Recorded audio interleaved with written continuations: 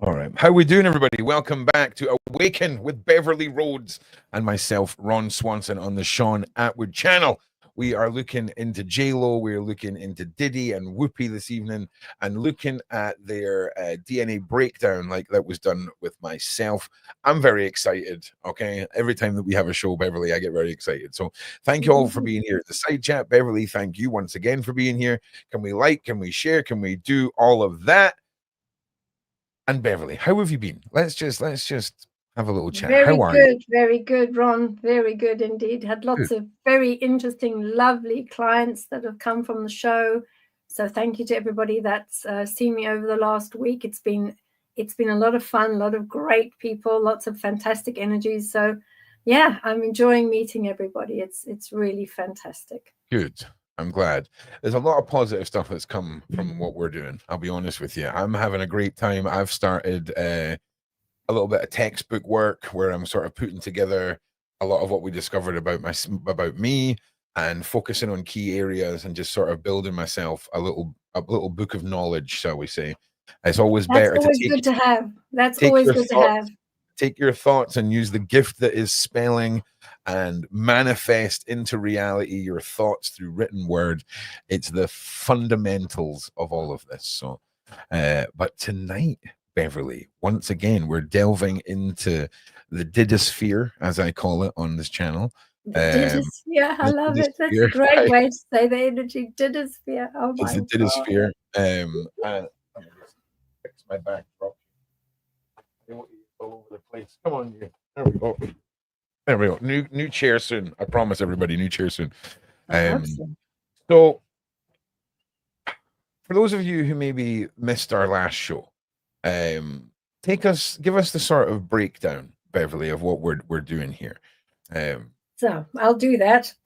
So let's have a look. What we've done is over the last couple of years, I've been working closely with a lady called Azria, who has developed a way in which she's able to review certain energies and look at those energies and define the different types of possible alien DNA that might be within the junk DNA of certain individuals. So what she did is she ran a whole bunch of tests to see what might be in someone, what might be the same in somebody else, and also, more importantly, how those energy strands are similar in each area. She then created an entire formula of how to look at those energies and, more importantly, track those energies back to specific types of DNA.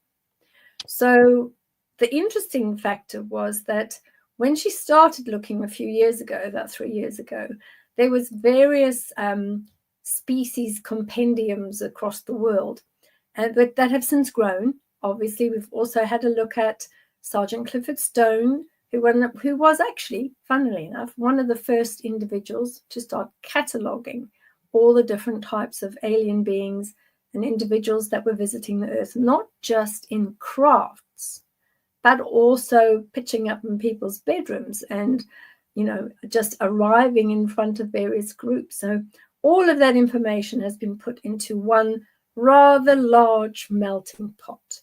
That melting pot that has created about 70 different types of species and beings, which have now been put together as a definitive catalogue. I'm sure it'll grow. Because I'm sure it will as well. Yeah. But what a jumping off point, I mean, it's a vast array, and I just will give everybody a bit of a baseline, right? So I had this done. What you're about to see tonight, I had this done with Azria and Beverli, and it comes down into these three categories: the major, the secondary, and the third level. And it basically came down to my strong DNA was ancestors of giants and a very strong connection with the elementals, such as fairies, all this kind of stuff, which is a mass, like it was so spot on with a lot of the things that go on with me. And then there's the Nordics and the Avians, and then the third level, which is represented down here, a little bit of a visual for everybody. The other alien DNAs. Now, when we think about DNA, right, and we think about how precise we think it is, there is a lot of junk in it, right? And I'm not saying Beverly's saying this, but I'm saying this. I'm telling you now, we are here because we are the seed bank for all of these creatures. They just got together one day, slapped all their DNA, made a species so that if anyone started, dying out or whatever, they could extract their gene seed. That's where I'm at in my head with it all. Feel free to push back if you want, but that's how a lot of this makes sense to me. And I am fully on board, right? So if you've not seen that show, go back and watch it, but you'll get a very different feel for somebody who is an incredibly negative person compared to a positive or a balanced person. And I think that's what we're going to see tonight. We probably will. I so think also we didn't say too much about the avians in your second level. I think that was an area that we sort of vaguely touched on. I think we did a greater deep dive into the two major ones, the ancestors of the giants, the gigantic realms. But also we did a lot of work on the elementals. But I think that the blue avians particularly are of very great interest because they seem to be coming up a lot of late in some of the readings and the scans that are being done.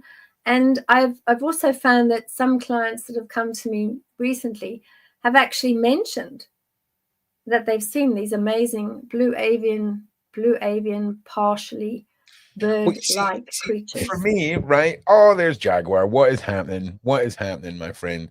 For me, I've got this unbelievable connection with crows, right? And various other moments in my life that have birds, owls, and things like this.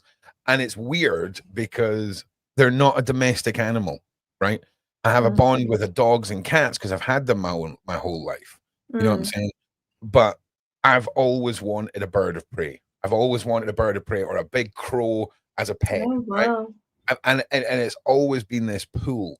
I got a bit of an understanding of it when I started going down my own journey, learned about Odin and his ravens, and they became the symbol of my armband that sadly fractured and needs replaced after 12 years. But that was an interesting point, but we never dived into it, but it's fascinating. So that would definitely be part of that connection to the higher self and certainly to those beings. So I would imagine that if you were ever to get yourself a bird of prey, or alternatively, as Faye has said, it might be a spirit animal, but certainly the crows and the rooks, they have a very different type of energy, and I'm sure they probably follow you around. So the fact that the blue avians are in your DNA, you would have a connection to them. Well, listen, I could probably walk outside now with a camera and point out my two crows.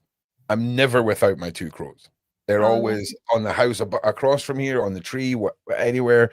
And I'll be honest with you, the amount of times in business and in friendship relationships where I've said to people, listen, at some point I'm going to send the crows and you'll get the message.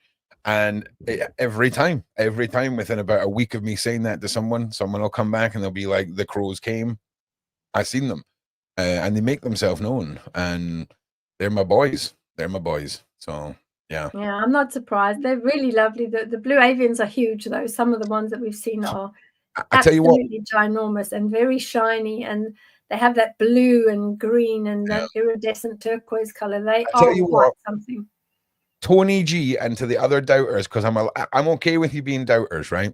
You go and ask the devil, Stephen French, okay? The devil himself, okay, Stephen French, the story about Ron and the Crows. A man who will not give you a nonsense answer based on something that is so far from where his faith is based in the Christian world. So yeah, and hey, I'm not here to convince anyone. It's all good. Send them. Send them. Yeah. So, it's all good. But now you're allowed to push back, Tony. It's fine. But I'm not here to convince anyone because trust me, I don't need anyone's affirmation. Well, not affirmation or confirmation. If that makes sense. Confirmation. So yeah, and is there anything else you want to touch on with these blue avians? Well, the blue avians, I think they're very misunderstood, and a lot of individuals, when they position them, back in the Egyptian period. I think that there was a lot of change around them, but they're multidimensional beings. So I'm pretty sure that they have appeared in different time frames. Egypt was probably one of them, but they're highly evolved individuals, and they can move and shift through all sorts of different dimensions. So they are little known at the moment, but I have a sneaky suspicion that as our human nature and the beings on this planet evolve, I'm pretty sure we're going to see a lot more of them. You know, I'm too scared to even say the word Egypt around you, because I'm sure it's going to kickstart a 5-week-long conversation where all I want to talk about, right, is Egypt, right? But we're going to get there. We need to just get the baby born and the Christmas out the way, and then we'll delve into Egypt, Beverli, because I'm telling you now, I got some questions there. Well, Egypt, and I, unfortunately, when I was there, my partner and I, we ended up in one of the chambers in the big pyramid. Oh wow! Honestly, it wasn't my fault. I didn't do it. When we were there, the whole of Cairo went out. All of the electric, everything went out. There was a massive, complete electrical shutdown across the whole of Cairo. Yeah. So we were sitting there next to the tomb, and we just had to sit down on the floor alone with the one particular guide who had decided that he would come and take us all the way up those horrible stairs you have to go up. Yeah. And we got in there. As we went in there, I was feeling the energies around the tomb itself, around where the sarcophagus was. And as I got to the side and was feeling what had been carved into the stone, that was it. Everything just went off.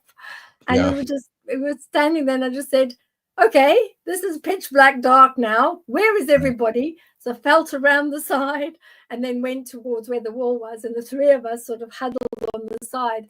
And I said to the guide, is this something that happens often? And he said, no, it doesn't happen that often. He says, and it would have to be the day that you happen to be in the chamber. Only when the Beverli Rhodes passport gets pinged at customs.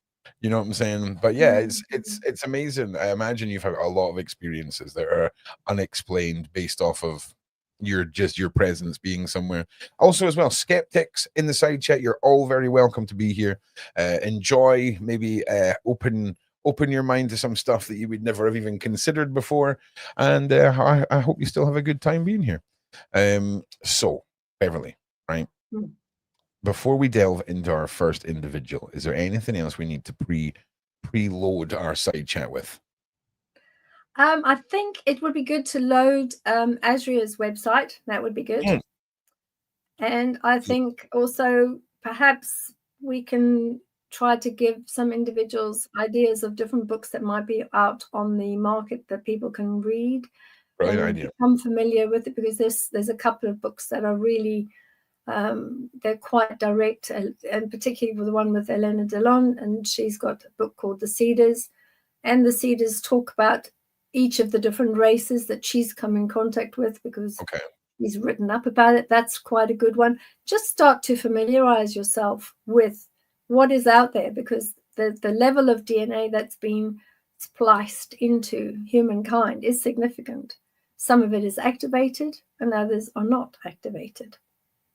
Do you think, to some extent, when we talk about the human brain not being used to its capacity, do you think that's another possibility, that we're using what is designed for our human DNA, and perhaps there's other parts that are designed to work with some of the junk DNA, if that makes sense? I think that's a brilliant question, actually, Ron, because I do think that over the last sort of 40 years, I have noticed that there are some people that are very strong healers, but I noticed that they're pulling that energy through from all of the other areas that they have in their DNA. So they would be working directly with and pulling that energy through from those that are absolute fantastic healers. So they have activated some of those core centers, and they utilize that healing in their daily work. Also find some of the individuals where there are some individuals that are very, very talented mathematically and have extremely logical brains, and they are activated by the mantis beings, because they are extremely clever. They're super fast as far as calculations, things like chemistry and all these other good things. That's very strong within the mantis beings. They're also excellent at manipulating DNA, extremely clever scientific race.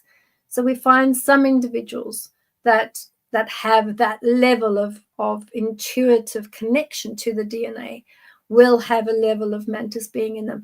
I've noticed one of them would be Elon Musk.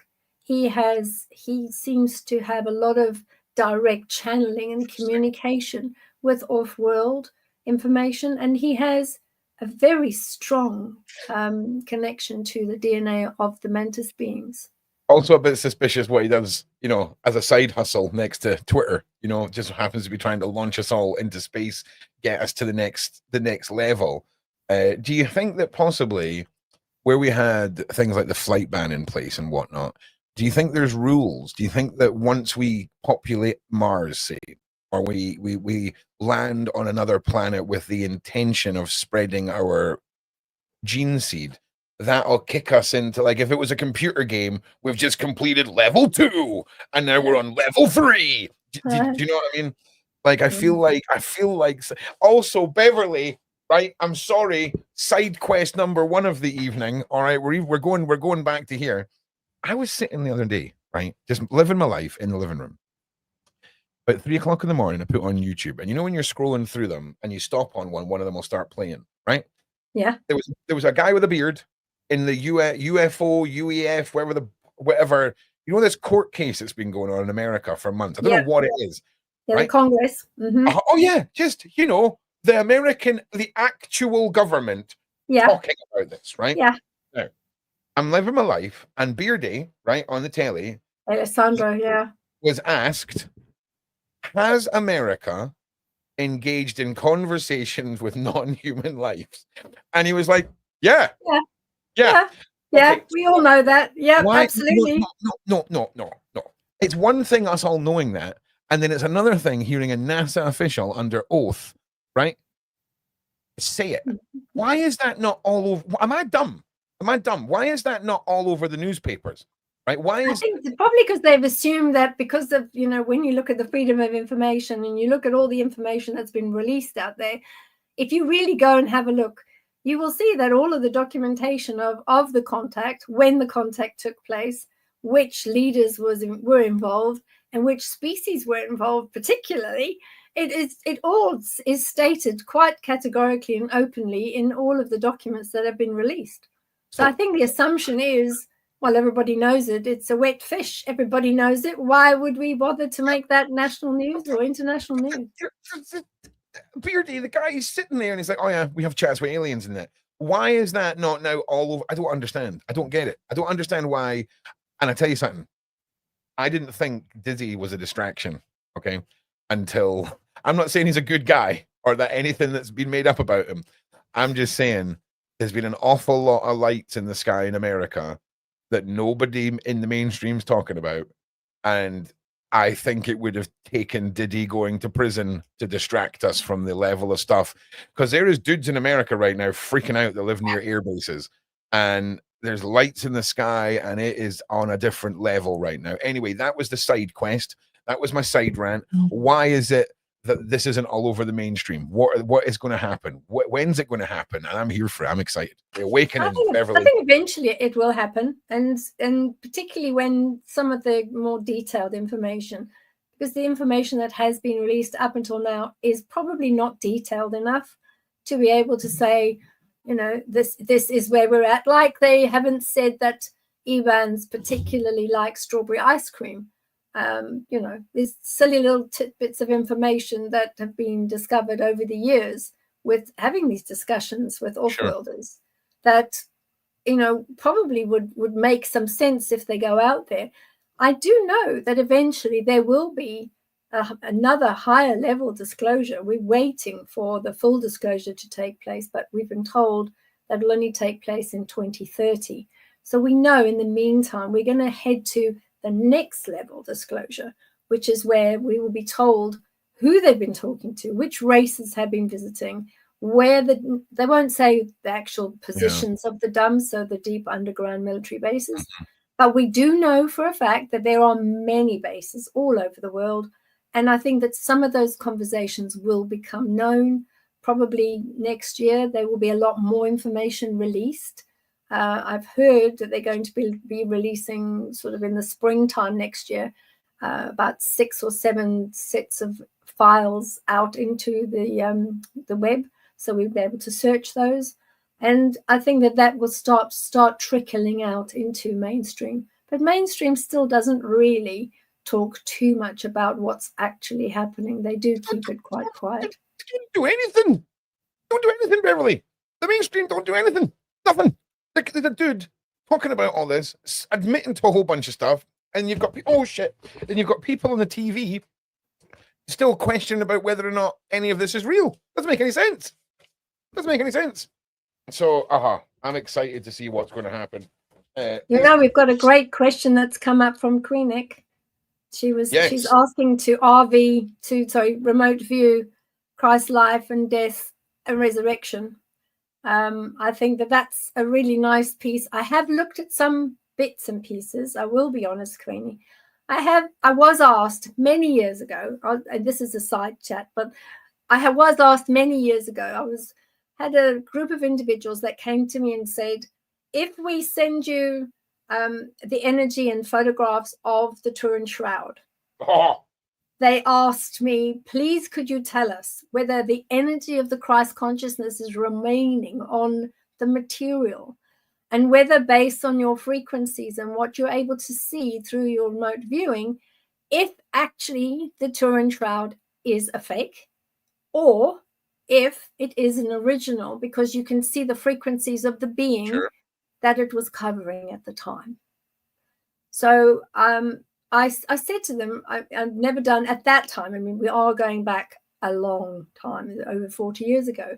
And what they did is very kindly in those times, they sent me a package, and there was a tiny little sliver of a piece of the fabric, because in those days we didn't have phones that could send pictures and all these things. It was like listen, just I'm sorry, just to understand, you're so badass at what you do. Someone just cut a bit of the Jesus face blanket. I forget the name of it. Just sliced a bit off. The Turin Shroud. The Turin Shroud, right? That's how badass you are. They just cut a bit off for you.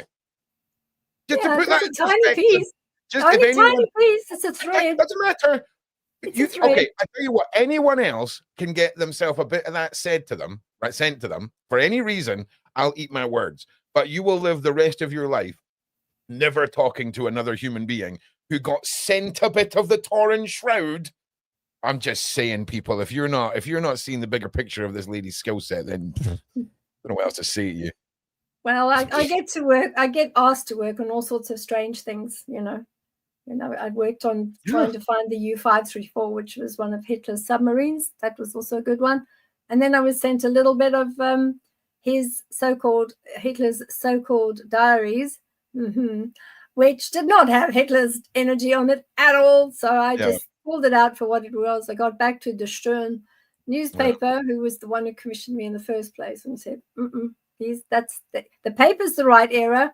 The writing might be the right type of writing, but there's no energy at all, nothing left, no traces, no frequency, no nothing of the person that was supposedly writing it.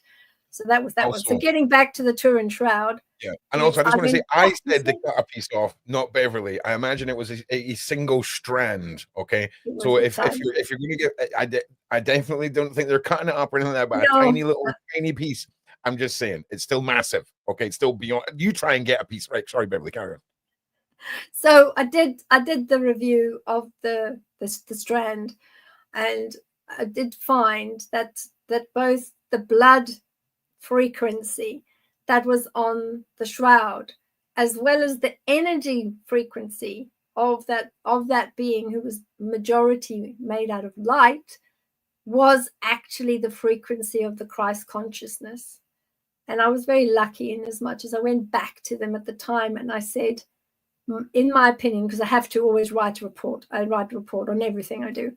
And I put it in writing and I signed it and I sent it off to them by post. And they got it, and they said, well, we're not sure about this. We don't think that this is right. We think you might be wrong. So I said, okay, that's fine. If you think I'm wrong, then use your scientific measures to go and have a look and see, and then come back to me and tell me why you think I'm wrong. That was 40 years ago. And what has happened now, as I'm sure you're aware, the Turin Shroud has now gone through all of the blood work and gone through all of the testing, and they now agree with what I said 40 years ago is the bottom line. Yeah, it's honestly, you're a bit scary sometimes. You know what I'm saying? I mean, only because I see the bigger picture. Oh, you know, just tapped into the energy of Jeebus. No big deal. No big deal at all. You know, just a freaking regular afternoon for Beverli Rhodes in the. But thousands of people tap into the energy of that being anyway. Doesn't matter. I don't know that them. I being know is you, Beverli. multidimensional. So that being can be anywhere. Yeah, I'm just saying. I'm never going to stop fanboying out. Just so you know, this is never going to stop. All right. I'm just saying right now. I can't help it, Beverli. Okay. I'm not desensitized to you just being like, you know, just hanging out with this guy, hanging out with that guy, getting sent up pieces of, you know, highly protected biblical artifacts. Things. No problem. No problem.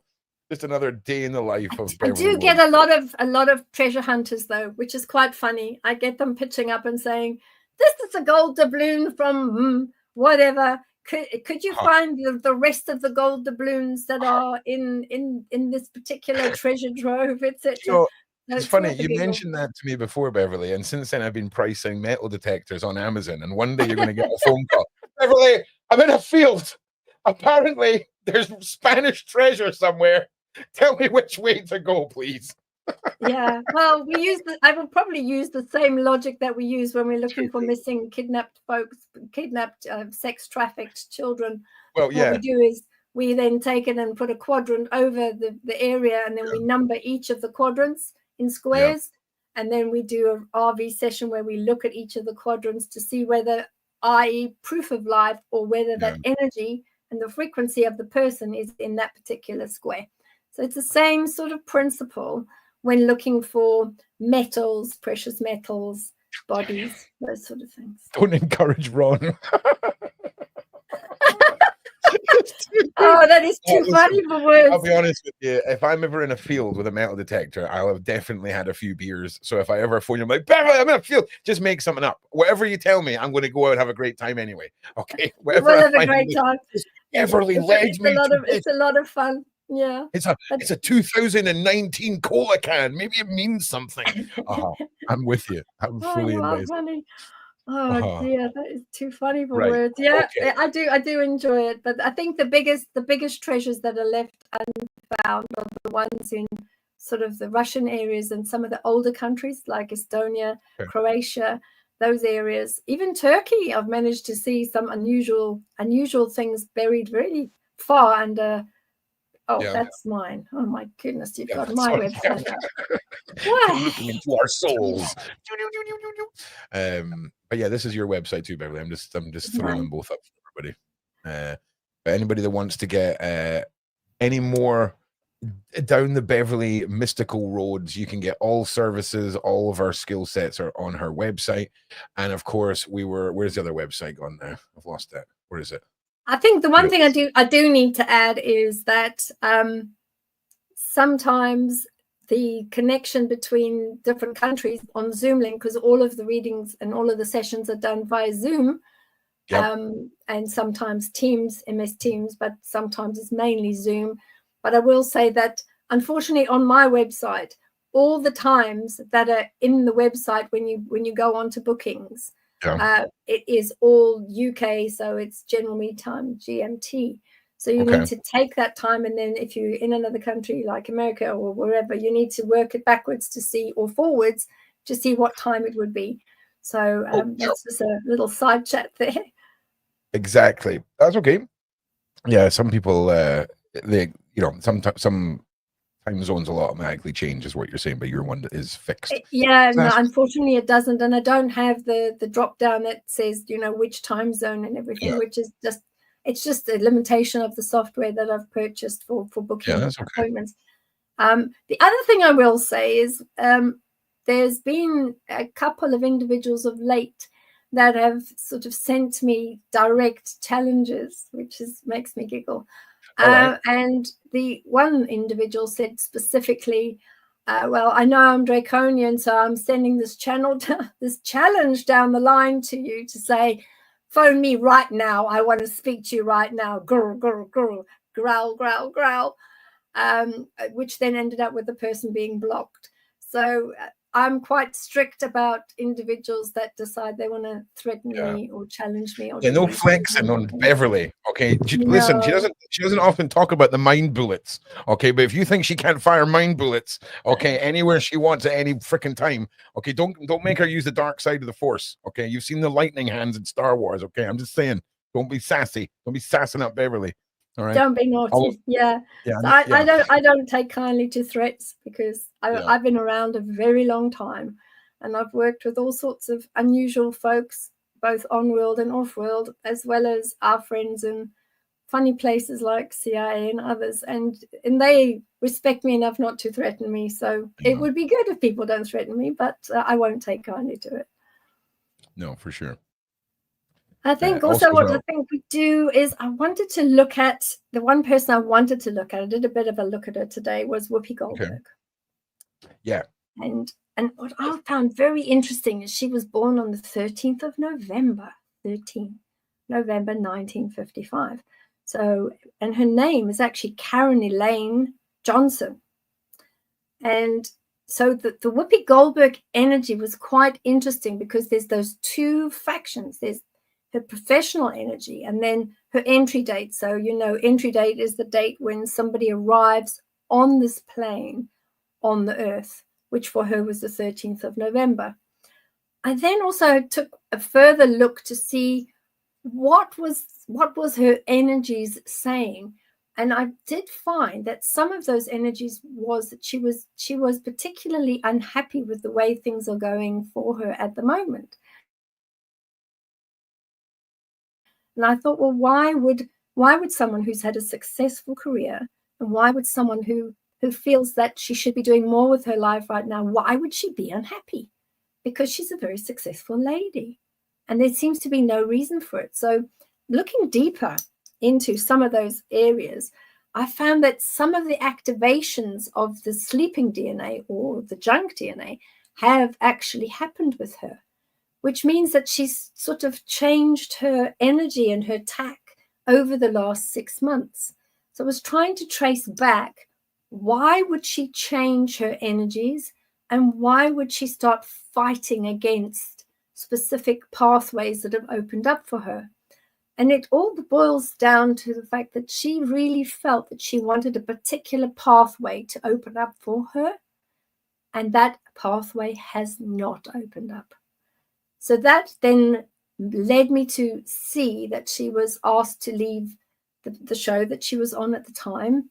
And that was a direct result of many individuals with positive energy saying, no, we don't like the route that she's taking.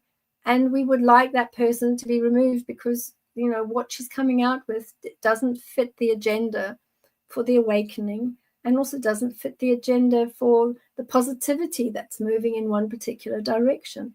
So as much as she was trying to backtrack with energies, the level of sadness and the fact that what she really, really, really wanted hasn't taken place is very obvious in her. So when you say there's been like a frequency or energy shift from within her, right?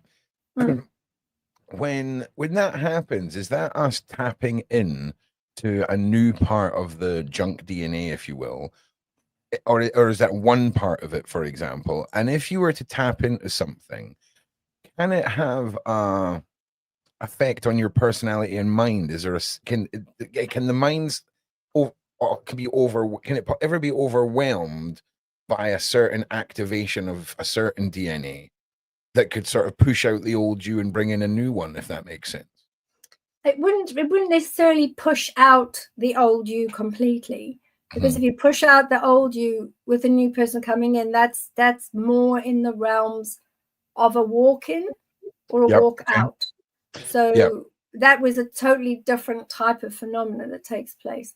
But when there's an activation that takes place in the body, where that junk DNA of a particular race of beings has activated, that then becomes a change that you can sometimes fight against.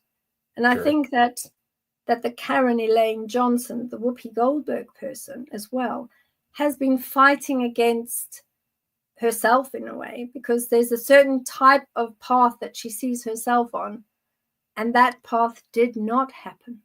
Well, let me ask you this. Let's get deep here. Could that then be where fate comes from, if you will? If we try and push ourselves down a certain path, and by activating certain parts of our DNA that don't line up with the path we're going on, does that mean that we do have a predestined path to be on, and we all have a part to play out in a higher story? If you see what, yeah, but it does. It makes sense, but there's always two paths.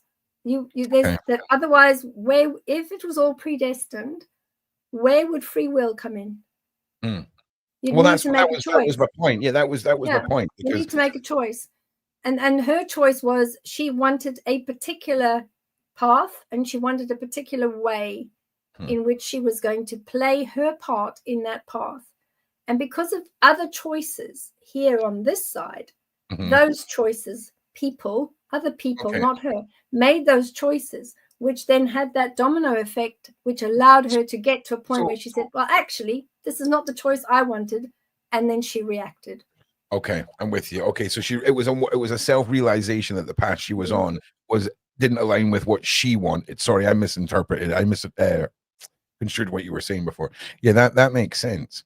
That makes sense, because I often feel that I make decisions a lot based off of how I feel about imagining the outcome of something, if that makes sense. Yeah. And yeah, that's interesting. But sometimes how you imagine a particular outcome from source to soul, which is really what governs most of this anyway, where we're given a myriad of choices. We're given loads of choices every day. 2,000-3,000 sets of choices bombard our energy bodies every day. But I think sometimes when we take those choices and we extend them and have a look at them, they're not always exactly what we think the outcome could be.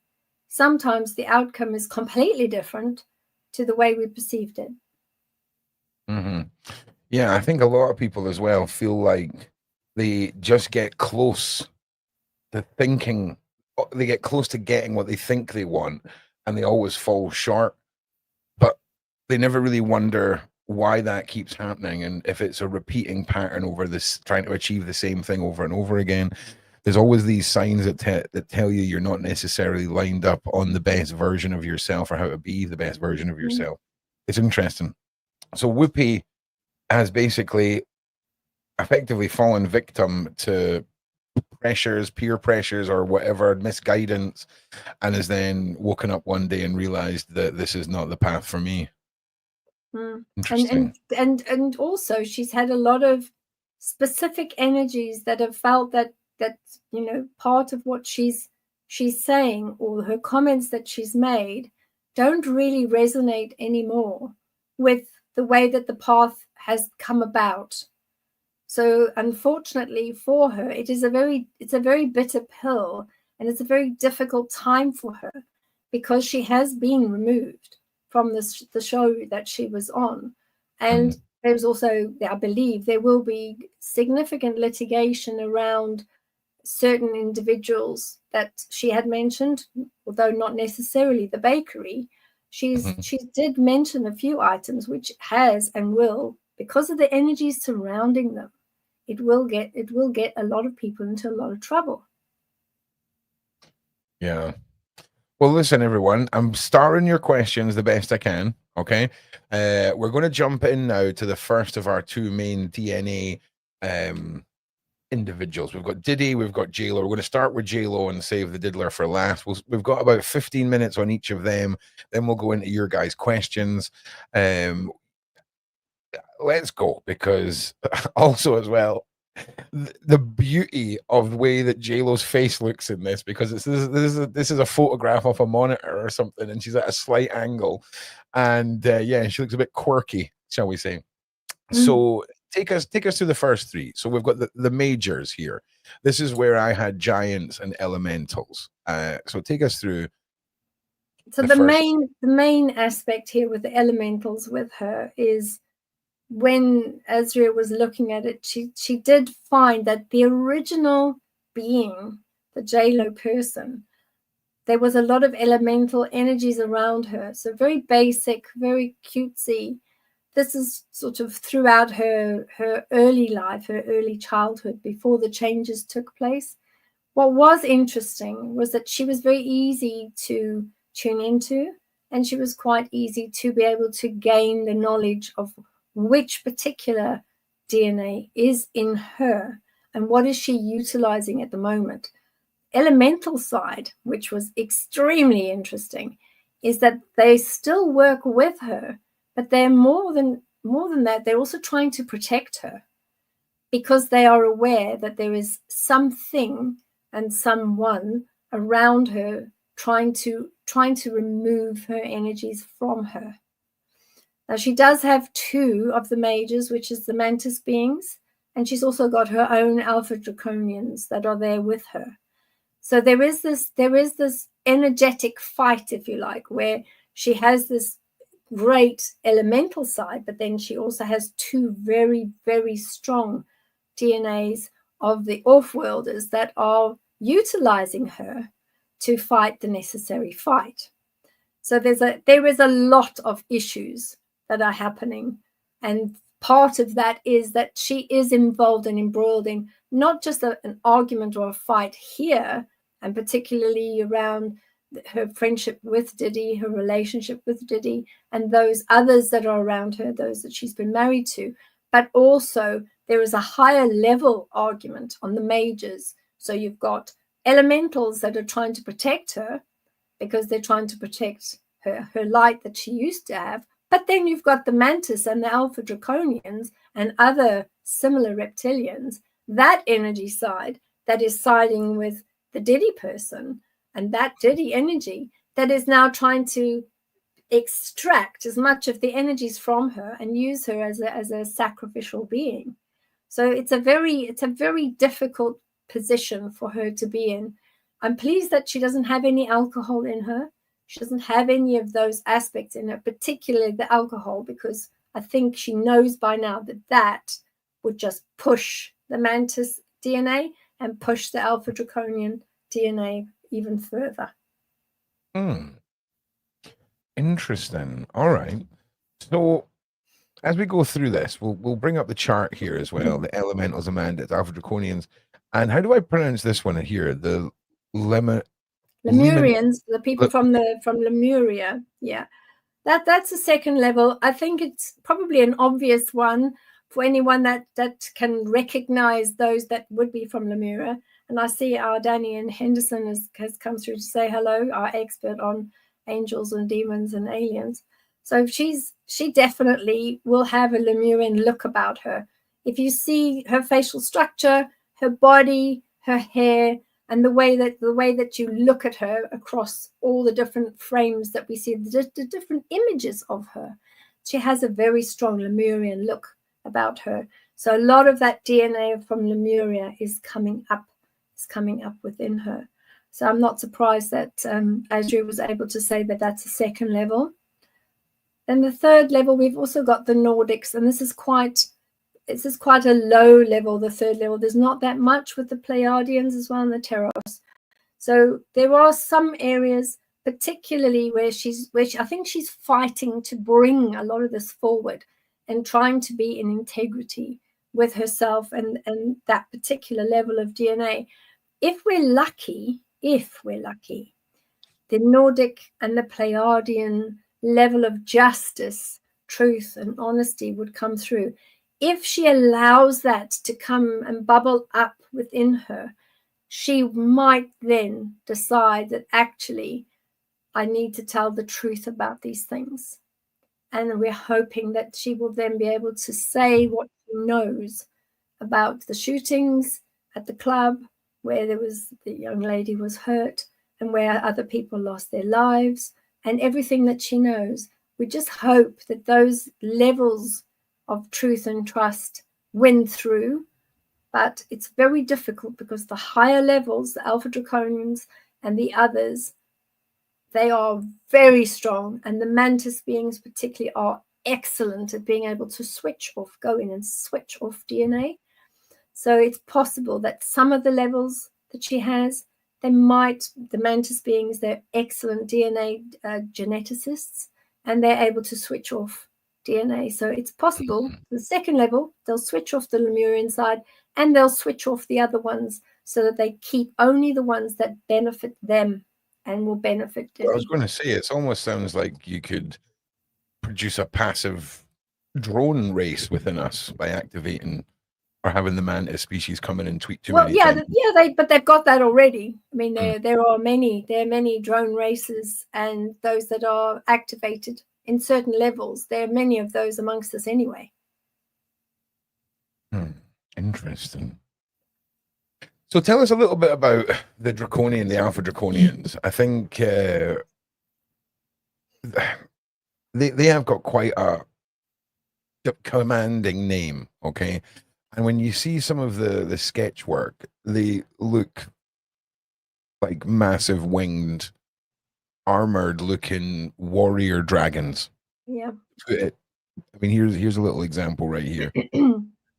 I don't know if I've got another one. Yeah, that's the main Draconis. That's a black one. But you get the different colors. You get the royals, and you get those that are white. I mean, they're huge. They're the ones that I know of are sort of 12, 15, 18 feet tall. So they're absolutely ginormous. And the most important thing to understand about the Dracos and those that are part of that whole reptilian culture is that they have various demands, and they're quite regal in as much as they don't need to explain why they want something or how they want something. They command, and that's part of those issues. There are some of the Draconians, I will say, that some of those areas are types of individuals that would come through and make a change. So there are some Draconian and reptilian beings that are working openly in the underground bases, or the dumb bases, the deep underground military bases. There are some that are working under there, but we mustn't forget that there's still baseline Dracos at the heart and soul of them as a being. So just as much as if you took a lion cub in Africa from the bush and brought it inside and created a nice, tame kitty, that kitty is still a lion. And eventually at some point it is possible, not probable, but it is possible that they would turn around and slash you to pieces and eat you for lunch. And it's exactly the same situation with the Dracos. Is they might be working in the underground bases. They are working in some cases with many different human military organizations across the world. But we must not forget that by and large, they are still Draconian, and they still have the need to take over planets, peoples, races, and they're still very warlike. Yeah, they sound like a barrel of laughs, So I just wanted, this is an interesting one. I'm Christian. Is this against Christianity? I don't think it is in the slightest. I don't think, I don't feel like it is. Well, Elizabeth, if you go and have a look at the Book of Enoch, in the Book of Enoch, there are pictures, there are plates and pictures, and a lot of defined information around how things were changed and how things were seeded. Now, the Book of Enoch is not commonly known, and I don't think lots of the Book of Enoch was added into the mainstream for Christianity. However, the book still does exist, and there are many other verses and areas that do talk about different types of beings. And when you look at like the Nagas and the various Indian religions, they all talk about and they all show images and pictures of these beings that had come to Earth. And in some cultures, even looking at their drawings in their types of religions, they talk about these beings in the sky, in Vimanas, that were fighting amongst each other, that was witnessed by the human population that was here. So it's not necessarily against any religion. It's just that when we start looking for the evidence, there is a lot of evidence that shows that there were other beings that were here before us. There were other beings that were here long before us that created the pyramids, that created Machu Picchu, that created all these different areas across the world. So we weren't the first, we won't be the last. And although we have many religions across the world, this type of investigation is not necessarily against any religion out there. It's just adding to the possibility of what might be part of those sort of the evidence from the past. Well, I hope that clears that up for you. Let's jump over into Diddy now, okay? With the exact same breakdown as before. We've got the major, we've got the secondary, and we've got our pie chart. Here's the wonderful diddler down here, and we'll pull this up, and we should be able to see it all. So we've got Alpha Draconians, Alpha Thethans, and Royal Whites. Why do I feel like none of this is particularly good? Well, the Royal Whites are exactly that. They are the top royalty. They're absolutely ginormous, and they do run a very large section of many of the planets out there. They have the royals themselves. I don't believe I've ever heard of any of the royals coming specifically to Earth or any of the areas. Possibly they might have allowed some of their groups to go to the area in some of the bases up near the tops of Alaska and other ice areas. But generally, I haven't ever heard of Royal Whites coming to Earth physically, which is quite good. But the Alpha Draconians and the Thetans are very strongly part of the Diddy's energy. And this is part of where he's being manipulated and where he's been allowing himself, because he's gone along with this. It's not something that he's pushed back against, and he hasn't made the decision that actually it's fine. I don't want all of this. I'm quite happy with the level of activity I have and the wealth that I have and the children that I have and the success that I have. He's never ever done that. He's always wanted more. And that's where the Alpha Draconians DNA comes in. Also, what's key to understand is the part of the reptilians and where you see, when I did the RV sessions and viewed the underground tunnels, and I had a look at the tunnels as well as the rooms, because it's not just tunnels. There's tunnels and there's rooms that lead off the tunnels. And that's a key part of it. When I looked at the second room has chains and has very large, huge, large, big bolt-like chains made out of a black steel, which is a very strong type of iron. And these chains are in the floor, they're in the walls, and they're in the ceiling. And they're spaced out where when you look at that and you check the space and you see how far away they are, that means that the legs and the body and the upper body, they must be in the region of 8 to 12 feet tall and significantly wide, at least 3 to 4 feet wide, because of where the chains are. Even if you were to put a horse and chain a horse into those chains, it doesn't match, because a horse has its 4 legs and it has its head and its neck. It does not match.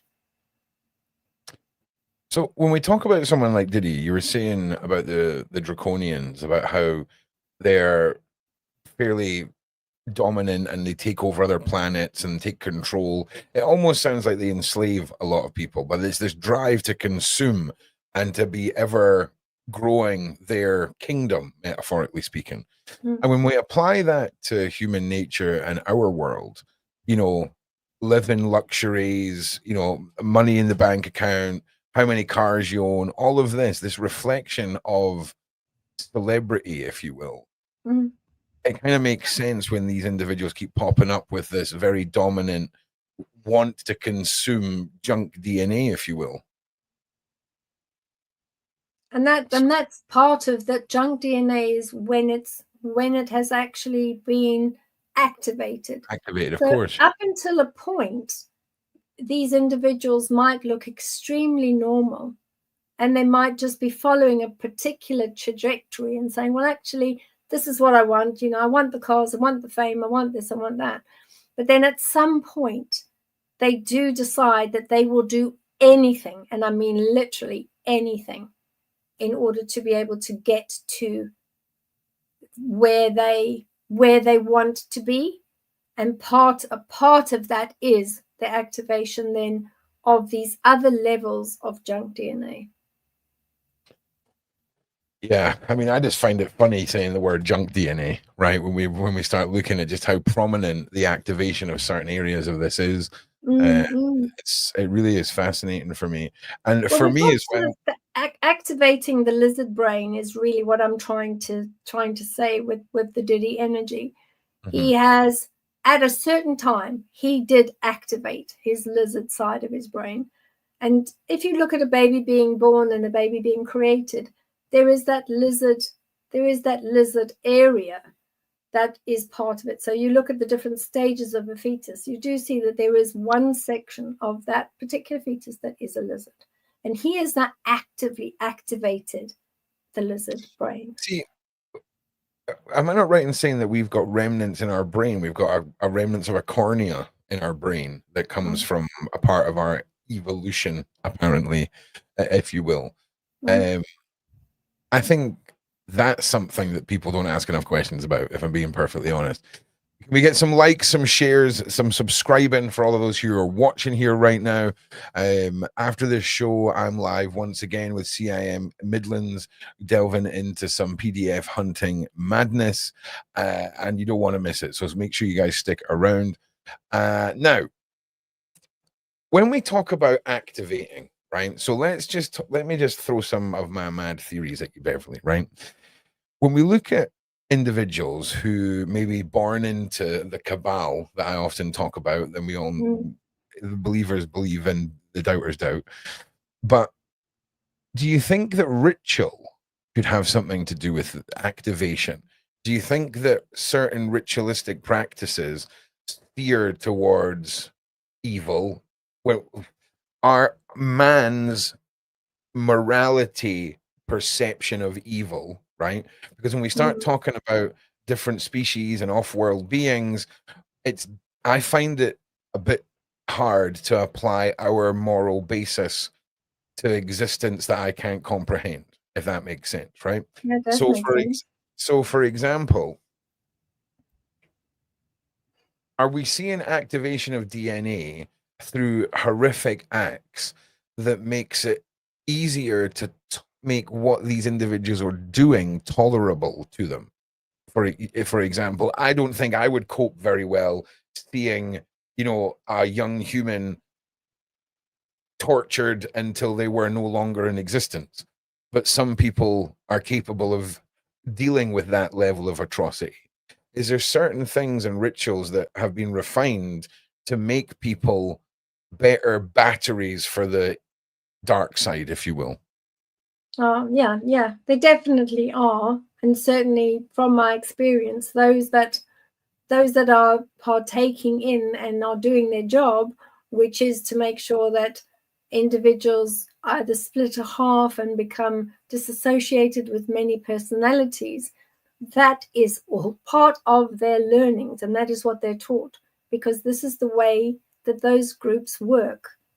The Alpha Thetans, the Draconians, and most of the reptilians that are just really either soldiers or they're sometimes lieutenants, those with the longer tails, And actually the tail has got a very poisonous end to it as well.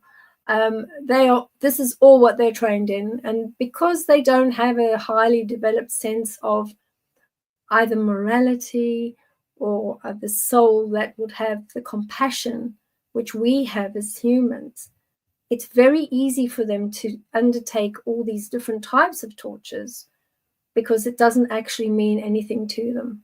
And they desensitize particular humans, which is a trade-off.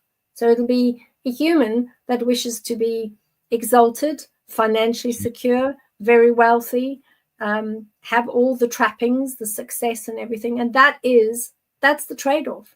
Well, actually, hang on a second.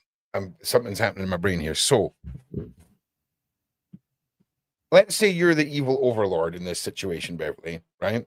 You see something in me or whatever the hell the situation is, and we're at the stage where I'm going through this ritual so you can give me everything that I'm talking about.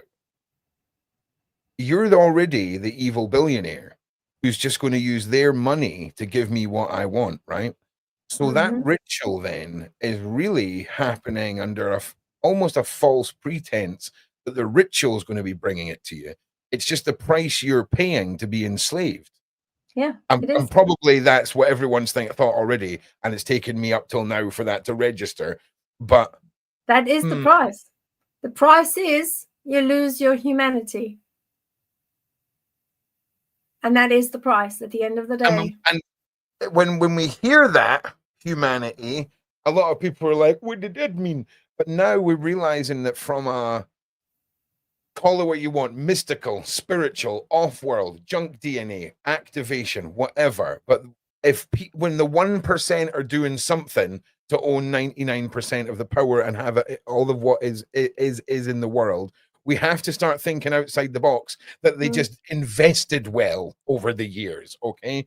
And when we start looking at the possibility of, in the same way as primitive man had to die a lot eating plants to figure out which plants not to eat, we have to maybe possibly assume that people have spent centuries working on rituals to unlock certain parts of your mind, my mind, whatever, to create better versions for what they need that version to be. And if some of this thing is done, if some of these activations can happen through symbols, through noise waves, through repetition or anything like this, and then we start looking at how much they just want us sat inside consuming and watching a box, okay? It becomes quite a frightening concept to think how we make ourselves vulnerable to a grand plan through this activation. Yeah, you're absolutely right. And that's where we need to start explaining the process, explaining where the issues are. And it's quite simple, really, is that the problem is created, and then you will find those in power will provide very nicely. So they will provide a solution for everyone. And we will need to follow the solution, because the solution will be all that there is. Unless source to soul, source being the God consciousness into the soul, unless we take our power back, because we're actually very powerful, we just don't realize it. Yeah, I think there's a lot of people that are becoming a little bit more aware of the capabilities of all of us. I mean, we spoke about this last week, that the number one searched word in whatever the English dictionary name of the official dictionary was manifest. The number one looked up word.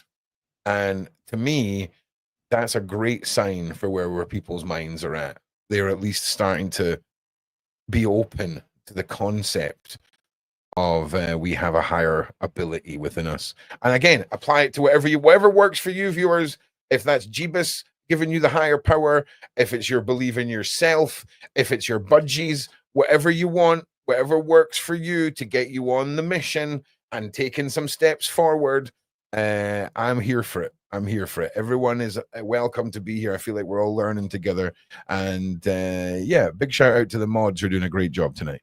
So the mods are doing a great job. Thank you for the level of protection, everyone. I appreciate it. Oh yeah, Kazza Bears and Murph are in the side chat. They're not going to take any nonsense. There's a bunch of them, but reputation of Kazza Bear, she doesn't mess around, man.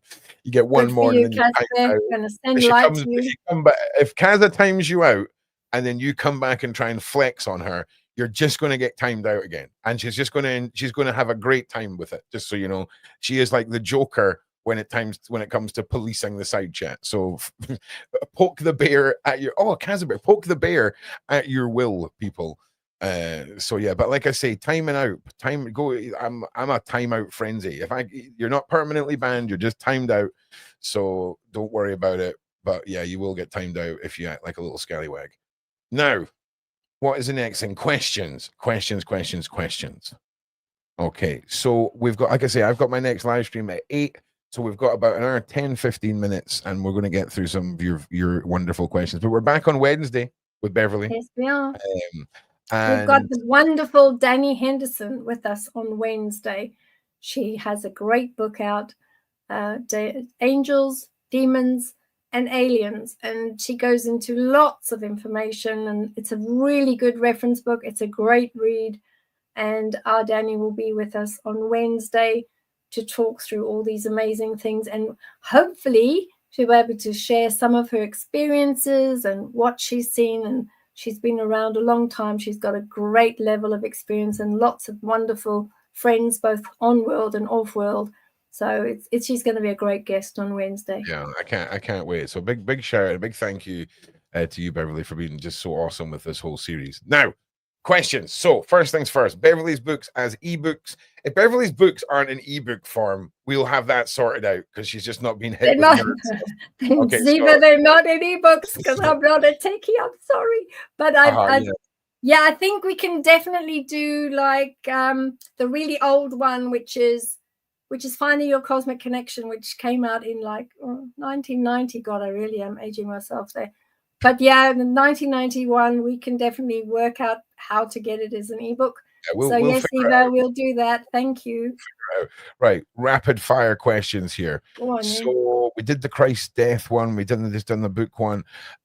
Someone asking about JSG asking about Aaron Carter. If you've ever done any readings on Aaron Carter or anything like that, if it's a yes or if it's a no. No, Jess, I haven't done anything on Aaron Carter, so it's definitely something that I need to go and have a look at. Okay, that's another one here. Not done that one yet. Benny Medina, J-Lo's handler of 25 years with her dark magic. Do you know who Benny Medina is? Yeah, I do. And yeah, Benny Medina, you've got it in one there, Anlach. That's definitely the correct vision. Oh, yeah. Yes, the dark magic is there. Absolutely. Nice. Also as well,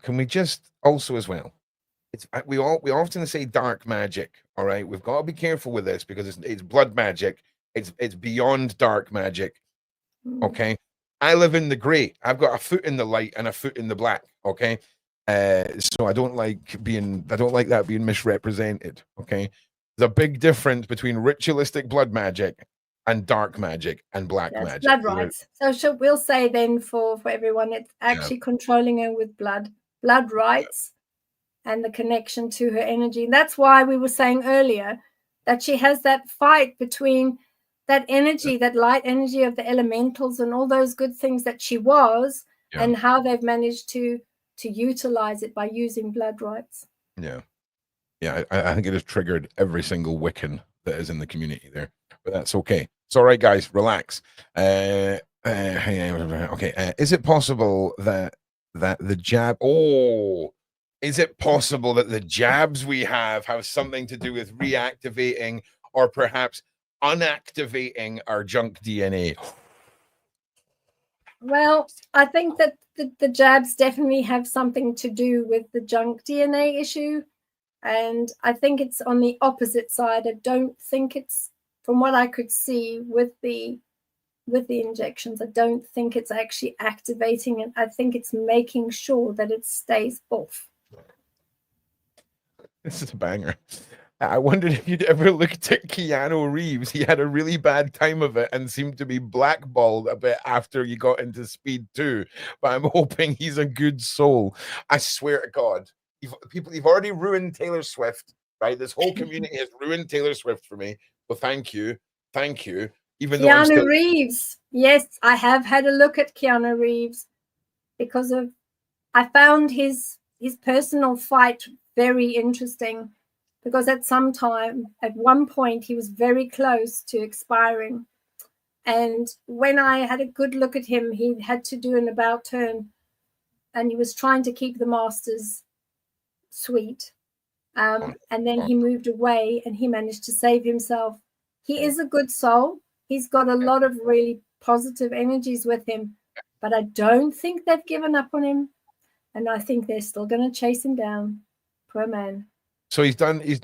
So what you're saying is he's done literally what he does in the Matrix, and done the like dodging of metaphorical bullets. That's what to say. Is that what we're saying? Yeah, he's been dodging a lot, but unfortunately, he's very influential. He has a lot of light with him, and they're not going to want him to be able to speak out for too long. So he is one of the souls that is in danger. Okay, please. We can't have Keanu Reeves and Taylor Swift ruined. Okay, please. All right, we need to save Keanu Reeves. Phil. Hashtag save Keanu Reeves, my G's. Okay, is that why? Okay, I don't know what part 1 was. Oh no, it was the jabs. Okay, so part 1 was the jabs. Part 2, is that why there is a huge awakening of people now? Because of the jab. There is a huge awakening of individuals, and as we're moving towards the next dimensions, there will be even more that awaken. So people that are starting to question, it will get even deeper, and certainly individuals that have found and realized that they're moving away from the mass inoculations and the mass issues. Because really, when we look at what was going into those types of injections and others, nobody really can tell us exactly what went into the injection. It's a madness. I mean, let's be honest, it's a madness. But I think, what about the lockdown scenario? How many more people were in a situation where their minds have never been so absent of other people's noise or intrusion? There must have been a lot of people who became way more open just through loneliness, just through isolation, that would never have felt that before if it wasn't for lockdown. Do you think that could have opened a lot of people up?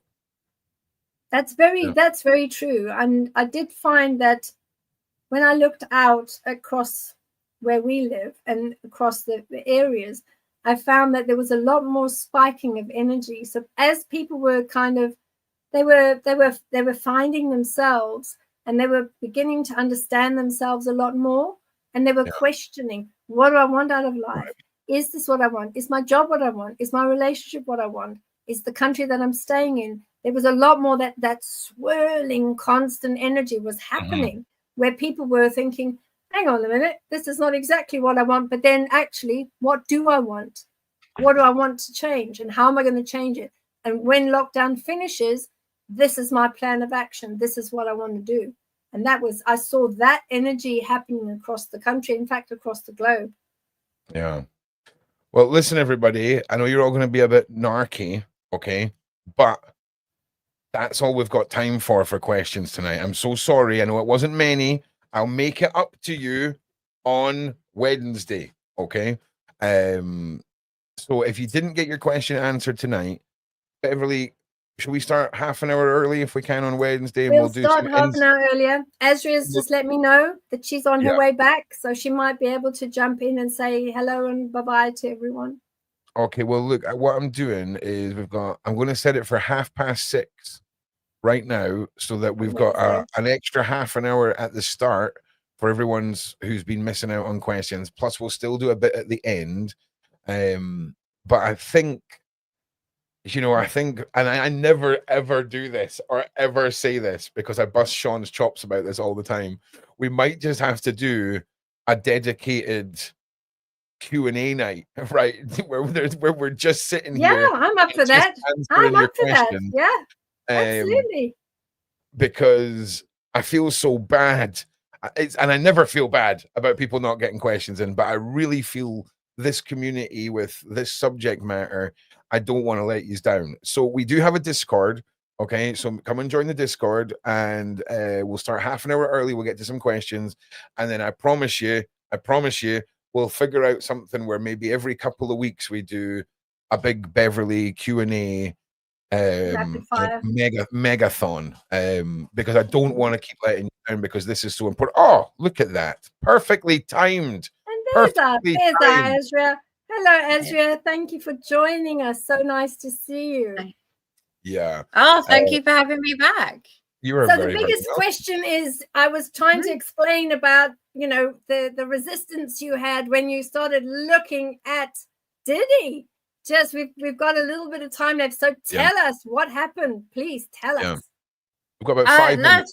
Thank you. Yeah, it's normally when you go into a session, you do all the grounding and everything, but with this one, I was getting an absolute mixed bag of a number of beings. So lots of lovely ones, Pleiadians and Lyrans, but it's literally like every single one.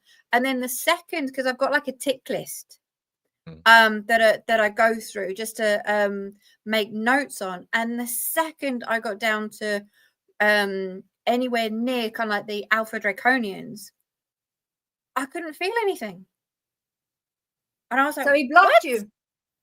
Yeah, I was like, okay, and then I kind of thought, okay, well, let's step away, and I tried to step away and go back a couple of times, and I thought, okay, let's try another being here.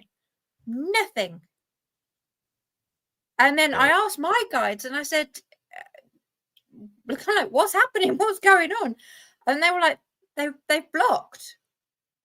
And I said, well, are you kind of like double checking kind of like this conversation going on here? I was like, are you guys getting anything through? And they were like, no. And the absolutely crystal clear note I got through was cut it. Because, and apologies if you've said this already, but the reptilians and draconians and beings like that very much work off frequency and vibration. And so the second I think I was getting anywhere close, they felt it and blocked it. Shut it down. Was kind of like the feedback that I got from my guys. And so I thought, you know what, let's pull this back. I done a whole clearing and recentering and everything like that myself, because I was like, this is over the 2 or 3 years that I've been doing this, I've never had it that strongly and that so instantaneous. 100%. And so I came back, I think it was like the next day or something like that. I thought, okay, and I was asking my guides during the night, I was like, if I can, is it okay to try again? And I thought, yeah, okay, let's try. But this time, I really wish I could draw pictures, but it was almost like the screen behind me, I had like my whole tribe there. I have all of my guys there. Was like, okay, we've got you. Let's kind of give this a try. Okay, let's see what we can get. And then, yeah, it was, I don't know, apologies if you've gone through this, but then it was very much the case of there is absolutely Draconian there. There is absolutely Reptilian there. I really wanted to kind of go down into the nitty gritty a bit more. And again, I got no, we've got an answer. Let's kind of like turn the stop button. The level of control that the DNA has. That's 100%. wild. So listen, sadly, there is a huge level there. Yeah. Sadly, we've run out of time this evening. But listen, I'm going to send you some names and dates and stuff for some more readings, if that's all right, Azria. Right? And yeah, absolutely.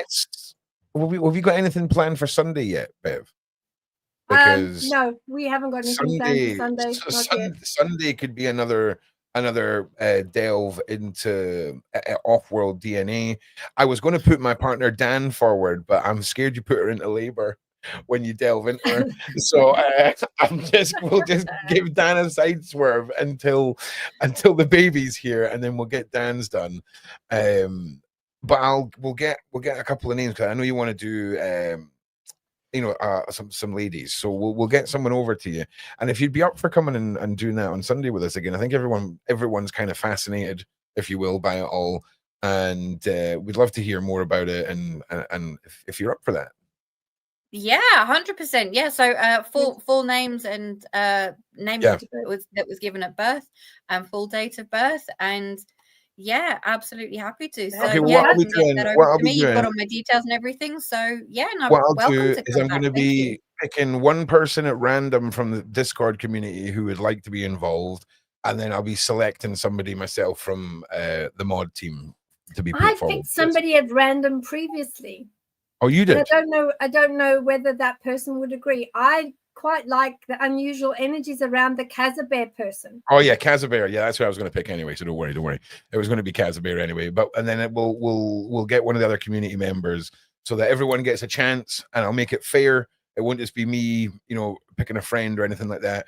We'll do it all super fair, and I'll figure out a way of doing that, and then we'll go from there. And I'll do it all through Discord. It's going to happen through Discord.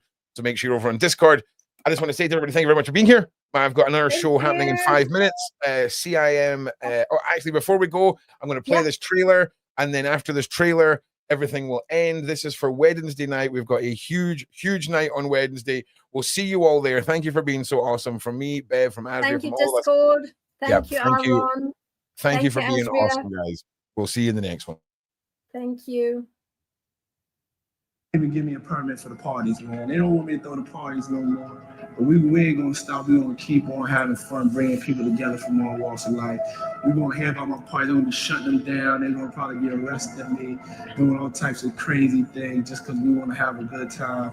Whenever you bring up a different element to people's environment, things that broaden people's horizon, people get intimidated. It's a lot of people out there that feel intimidated by it. It ain't nothing but breaking down racial barriers, breaking down generation barriers. People from all walks of life. Ron Perlman talking to Jay-Z talking to, you know what I'm saying? It just goes on and on. It's just like people from all walks of life connecting and getting together. Be an artist. They want to stay a star. Don't have to worry about the day the producer trying to be all in the video, all on the record, dancing. Come to Death Row. In the Francis interview, you talked about Bieber going on romantic vacations with wealthy men. Is that normal in the industry? Young people getting groomed and drugged and manipulated? And if you look at all the footage, when him and Buffy or anyone else, you can tell something going on romantic. And if it was my child, somebody's gonna have their teeth knocked out their mouth.